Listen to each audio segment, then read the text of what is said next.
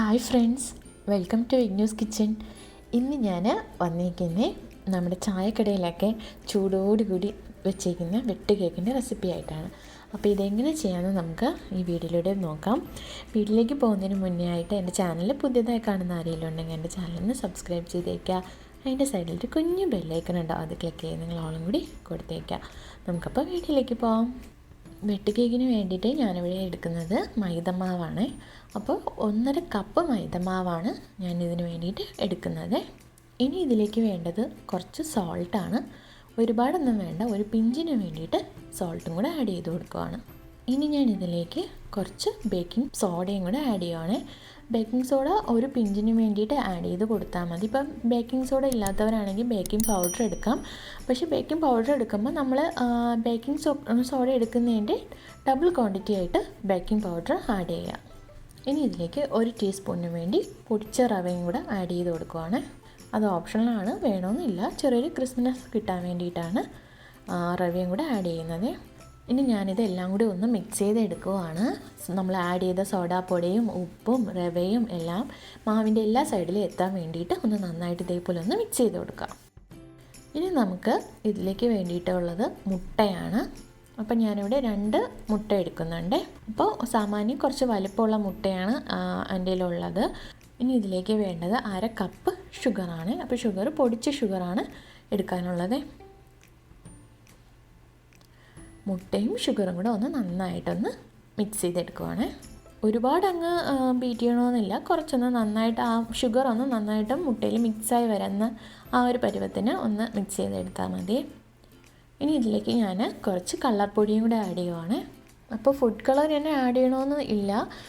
Food colour add ചെയ്യാതെ നമ്മൾ ഉണ്ടാക്കിയാലും കേക്കിന് നല്ല ടേസ്റ്റ് ഉണ്ടാവും, കളർ കാണത്തില്ല എന്നേ ഉള്ളേ. ചിലർ മഞ്ഞൾപ്പൊടി ആഡ് ചെയ്യാറുണ്ട്, പക്ഷെ മഞ്ഞൾപ്പൊടി ഞാൻ ആഡ് ചെയ്തിട്ടുണ്ട്. അതിൻ്റെ ഒരു പ്രശ്നമെന്ന് വെച്ച് കഴിഞ്ഞാൽ നമ്മൾ ഉണ്ടാക്കി വരുമ്പോഴത്തേക്കും അതിൻ്റെ ഉള്ളിൽ ആ ഒരു മഞ്ഞൾപ്പൊടിയുടെ ഒരു ചേവ ചെറുതായിട്ട് വരാറുണ്ട്. ഇനി ഇതിലേക്ക് ഞാൻ ഒരു ചെറിയൊരു ഏലക്ക പൊടിച്ച് മാറ്റി വെച്ചിട്ടുണ്ടായിരുന്നു, അതും കൂടെ ആഡ് ചെയ്ത് കൊടുക്കുകയാണ്. മുട്ട ഇത് നന്നായിട്ടൊന്ന് ബീറ്റ് ചെയ്തെടുക്കാൻ വേണ്ടി അങ്ങനെ ടൈമൊന്നുമില്ല കേട്ടോ. കുറച്ച് നേരം ഒന്ന് നന്നായിട്ട് മിക്സ് ചെയ്തെടുത്താൽ മതി. ഷുഗർ ഒന്ന് മുട്ടയിൽ മിക്സ് ആവുന്ന രീതിയിൽ ഒന്ന് നിങ്ങൾ മിക്സ് ചെയ്തെടുത്തോണ്ടാൽ മതി. അപ്പോൾ ഇതെല്ലാം കൂടി ഞാൻ നന്നായിട്ട് മിക്സ് ചെയ്തെടുത്തിട്ടുണ്ട്. ഇത് ഇനി ഞാൻ മാവിലേക്ക് ആഡ് ചെയ്യുവാണ്. അപ്പോൾ ഇങ്ങനെ നമ്മൾ രണ്ട് രീതിയിൽ ചെയ്തെടുക്കുകയാണെങ്കിൽ എളുപ്പമായിരിക്കും നമുക്ക് കുഴച്ചെടുക്കാൻ. അതുകൊണ്ടാണ് ഇങ്ങനെ ചെയ്തെടുത്തത്.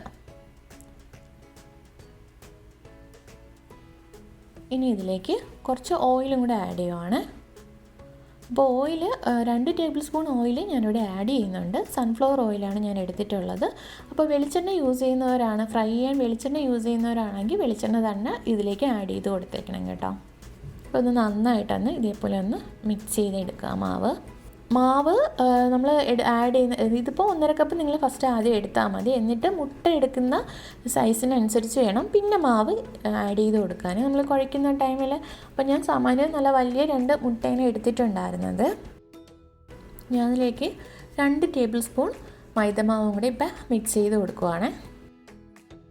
എന്നിട്ട് നമ്മൾ കുറച്ച് ആ 2 ടേബിൾ സ്പൂൺ മാവ് ആഡ് ചെയ്തിട്ട് വീണ്ടും ഇതേപോലെ ഒന്ന് നന്നായിട്ട് കുഴച്ചെടുക്കുക. നമ്മൾ ചപ്പാത്തിക്കൊക്കെ കുഴക്കില്ല, അതിൽ നിന്നും കുറച്ചും കൂടി സോഫ്റ്റായുള്ള പാകമാണ് നമുക്ക് കിട്ടേണ്ടത്. അപ്പോൾ വീണ്ടും ആ മാവ് അത്ര നല്ല പെർഫെക്റ്റായിട്ട് എനിക്ക് കിട്ടുന്നുണ്ടായിരുന്നില്ല. ഞാൻ അതിലേക്ക് വീണ്ടും 2 ടേബിൾ സ്പൂൺ മൈദമാവും കൂടെ ആഡ് ചെയ്ത് കൊടുത്തേ. ഇതിൻ്റെ കറക്റ്റ് പരുവം എങ്ങനെയാണ് വരുന്നതെന്ന് വെച്ച് കഴിഞ്ഞാൽ നമ്മൾ കുഴച്ച് വരുമ്പോൾ ലാസ്റ്റ് മാവ് നമ്മൾ എടുക്കുന്ന ആ പാത്രത്തിൽ നല്ലോണം ഒട്ടി വരത്തില്ല. ആ നല്ല പാത്രം നല്ല ക്ലീനായി നമുക്ക് കിട്ടും. ആ ഒരു പരുവത്തിന് വേണം നമുക്ക് മാവ് കിട്ടാനായിട്ട്. അപ്പോൾ ടോട്ടൽ 4 ടേബിൾ സ്പൂൺ മൈദമാവാണ് ഞാനിവിടെ ആഡ് ചെയ്തിട്ടുള്ളത്. അപ്പോൾ മാവൊന്നും പാത്രത്തിൻ്റെ സൈഡിലൊന്നും പറ്റി പിടിച്ചിരിക്കുന്നില്ല അപ്പോൾ ഇതിലേക്ക് ഞാൻ 1 ടീസ്പൂൺ ഓയിലും കൂടി ആഡ് ചെയ്യുവാണ്. മാവ് നല്ല സോഫ്റ്റായിട്ട് നമുക്ക് കിട്ടാൻ വേണ്ടിയിട്ടാണ്. അപ്പോൾ നമുക്കത് കുഴയ്ക്കാൻ എളുപ്പമായിരിക്കും. ഈ 1 ടീസ്പൂൺ ഓയിൽ നിങ്ങൾ ലാസ്റ്റ് മാത്രമേ ആഡ് ചെയ്യാവുള്ളൂ. കാരണം ആ ഒരു മാവിൻ്റെ കറക്റ്റ് പരുവായതിന് ശേഷം മാത്രമേ ഓയിൽ ആഡ് ചെയ്യാവുള്ളൂ. എന്നിട്ട് ഒരു 10 മിനിറ്റ് ഇതേപോലെ ഒന്ന് നന്നായിട്ട് കുഴച്ചെടുക്കുക. മാവ് നല്ല സോഫ്റ്റായി വരണേ. നിങ്ങൾക്ക് കാണുമ്പോൾ തന്നെ മനസ്സിലാവുമായിരിക്കും മാവ് നല്ല സോഫ്റ്റായി വന്നിട്ടുണ്ട്. ഇപ്പോൾ ഇനി നമുക്ക് ഈ മാവൊന്ന് ഒരു അരമണിക്കൂർ അല്ലാന്നുണ്ടെങ്കിൽ 1 മണിക്കൂർ, മാക്സിമം 1 മണിക്കൂർ മതിയാവും. 1 മണിക്കൂർ ഒന്ന് ഏതെങ്കിലും ഒരു തുണി വെച്ചിട്ട് ഇതിനെ ഒന്ന് കവർ ചെയ്ത് വെക്കാം. നല്ല തണുപ്പൊക്കെ ഉള്ള സ്ഥലങ്ങളൊക്കെ ആണെന്നുണ്ടെങ്കിൽ 1 മണിക്കൂർ 1.5 മണിക്കൂർ മാക്സിമം അത് മതിയാവും. ഇപ്പോൾ ചൂടൊക്കെ ഉള്ള നല്ല ചൂടുള്ള സ്ഥലമാണെന്നുണ്ടെങ്കിൽ അരമണിക്കൂർ അല്ലെങ്കിൽ 1/4 മണിക്കൂർ വെച്ചിരുന്നാൽ മതിയാവേ. അത് കഴിഞ്ഞിട്ട് നിങ്ങൾക്ക് എടുത്ത് ഇത് ഫ്രൈ ചെയ്യാം. ഇവിടെയെന്ന് വെച്ച് കഴിഞ്ഞാൽ കുറച്ച് തണുപ്പ് കൂടുതലുള്ള സ്ഥലമാണ്. അപ്പം ഞാൻ അതുകൊണ്ട് 1.5 മണിക്കൂർ ഒന്ന് ഇത് തുണി വെച്ചിട്ടൊന്ന് മൂടി മാറ്റി വയ്ക്കുവാണ്. ഇപ്പോൾ 1.5 മണിക്കൂർ കഴിഞ്ഞിട്ടുണ്ട്. അപ്പം ഞാനിത് ഓപ്പൺ ചെയ്യുക. കണ്ടോ, മാവ് നല്ല സോഫ്റ്റായിട്ട് വന്നിട്ടുണ്ട്. അപ്പോൾ നമ്മൾ നേരത്തെ കുഴച്ച് വെച്ചിരുന്നതിന് കുറച്ചുകൂടി സോഫ്റ്റ് ആവേ മാവ്. അതിനുശേഷം വീണ്ടും ഇതേപോലെ ഒന്ന് നന്നായിട്ട് കുഴച്ചെടുക്കാം. എന്നിട്ട് ഇതേപോലെ നമ്മൾ ചപ്പാത്തി പലകയോ കട്ടിംഗ് ബോർഡിലോ ഒന്ന് ഇതേപോലെ ഒന്ന് നീളത്തിനൊന്ന് ഉരുട്ടിയെടുക്കുക. അപ്പോൾ ഉരുട്ടിയെടുക്കുമ്പോൾ പ്രത്യേകം ശ്രദ്ധിക്കുക, സ്ക്രാച്ച് ഒന്നും വീഴാൻ പാടില്ല. മാവ് ഞാനപ്പോൾ നന്നായിട്ട് നീളത്തിന് സ്ക്രാച്ചൊന്നും ഇല്ലാണ്ട് ഉരുട്ടിയെടുത്തിട്ടുണ്ടേ. ഈ ഒരു ഷേപ്പിൽ തന്നെ ഉരുട്ടിയെടുക്കണേ നിങ്ങൾ. അപ്പോൾ ഇതൊന്ന് കട്ട് ചെയ്തെടുക്കുവാണ്. തീരെ കനം കുറഞ്ഞും പോകരുത് കൂടിയും പോകരുത്, ആ ഒരു രീതിക്ക് നിങ്ങൾ ഇതേപോലെ കട്ട് ചെയ്തെടുക്കുക.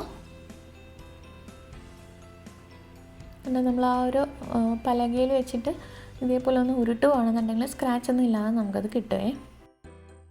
അപ്പോൾ കട്ട് ചെയ്ത് മാറ്റി വെച്ച ഓരോ പീസസിലും ഞാൻ ഇതേപോലെ ഒന്ന് ക്രോസ് ചെയ്ത് വെട്ടിട്ട് കൊടുക്കുകയാണ്. അപ്പോൾ വെട്ടിടുമ്പോഴത്തേക്ക് ഒരുപാട് അങ്ങ് നമ്മൾ നൈഫ് വെച്ച് വെട്ടിട്ട് കൊടുക്കുമ്പോൾ ഒരുപാട് അങ്ങ് നൈഫ് ഇറങ്ങി പോകരുത്, എന്നാൽ ഒട്ടും കട്ട് വരാതെ ആയും പോകരുത്. ഒരു മീഡിയം ലെവലിൽ നിങ്ങൾ കട്ട് ചെയ്തെടുക്കുക, എന്നാൽ മാത്രമേ നമുക്ക് ആ ഫ്രൈ ചെയ്ത് വരുമ്പോഴത്തേക്ക് ആ ഒരു ഷേപ്പ് കിട്ടത്തുള്ളേ. ചെറുതായിട്ടൊന്ന് നൈഫ് താഴോട്ടൊന്ന് ആ മാവിൻ്റെ അടിഭാഗത്തോട്ടൊന്ന് ഇറങ്ങിപ്പോകണം, ഒരുപാടൊന്ന് താഴോട്ടങ്ങ് പോവുകയും ചെയ്യരുത്.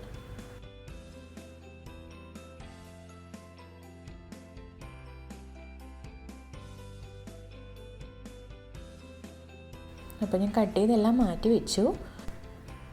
ഞാൻ ഓയിൽ അപ്പോൾ ഇവിടെ ചൂടാക്കാനായിട്ട് വെച്ചിട്ടുണ്ടായിരുന്നു. സൺഫ്ലവർ ഓയിലാണ് എടുത്തിട്ടുള്ളത്.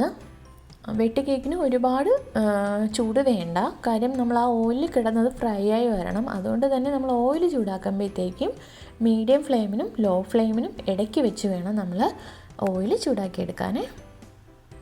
അല്ലാന്നുണ്ടെങ്കിൽ കേക്ക് വേഗത്തുമില്ല, പെട്ടെന്ന് കരിഞ്ഞു പോകാനും ചാൻസ് ഉണ്ട്. അപ്പോൾ നിങ്ങൾക്ക് കാണുമ്പോൾ തന്നെ അറിയാം, അത് നമ്മൾ മാവ് കേക്കിന് വേണ്ടിയിട്ട് ഓയിലോട്ട് ആഡ് ചെയ്യുമ്പോഴത്തേക്കും അത് ഇതേപോലെ പൊങ്ങി വരും കേട്ടോ, 4 സൈഡും. എന്നിട്ട് തിരിച്ചും അതിൻ്റെ അടിഭാഗവും മുകൾ ഭാഗവും എല്ലാം ഒന്ന് നന്നായിട്ട് തന്നെ വേവിച്ച് എടുക്കുക. ലോ ഫ്ലെയിമിൽ നമ്മൾ ഇട്ടേക്കുന്നത് കൊണ്ട് കുറച്ച് ടൈം എടുക്കുക, എന്നാലും നമ്മൾ മുന്നേ ഓയിലൊക്കെ ആഡ് ചെയ്തിട്ടുള്ളതുകൊണ്ട് പെട്ടെന്ന് നമുക്ക് ഫ്രൈ ചെയ്ത് കിട്ടും കേട്ടോ, നല്ല ക്രിസ്പി ആയിട്ടൊക്കെ തന്നെ നമുക്ക് കിട്ടും. അപ്പോൾ ഇതേപോലെ 2 സൈഡും ഒന്ന് നന്നായിട്ട് ഫ്രൈ ചെയ്ത് എടുക്കുക ഓയിലിൽ. ചില സ്ഥലത്തൊക്കെ ഇതിനെ പൂ കേക്കെന്നും പറയാറുണ്ട് കേട്ടോ, വെട്ട് കേക്കിനെ തന്നെ. ഫ്രൈ ചെയ്യുന്ന ടൈമിൽ നമുക്കത് ഓയിൽ മാതിരിയൊക്കെ തോന്നുമെങ്കിലും പെട്ടെന്ന് തന്നെ നല്ല ഡ്രൈ ആയി വരും കേട്ടോ. ഓയിലെല്ലാം നന്നായിട്ട് ആ മാവിൽ പിടിച്ചിട്ട് പെട്ടെന്ന് തന്നെ അത് നല്ല ഡ്രൈ ആയിട്ട് നമ്മൾ ആ ചായക്കടയിൽ കിട്ടുന്ന ശരിക്കും അതേ രീതിയിലുള്ള കേക്ക് തന്നെ നമുക്ക് കിട്ടേ. അപ്പോൾ ഞാൻ ഫസ്റ്റ് സെറ്റ് കോരി എടുത്തു, സെക്കൻഡ് സെറ്റും കൂടെ ആഡ് ചെയ്ത് കൊടുക്കുവാണ്.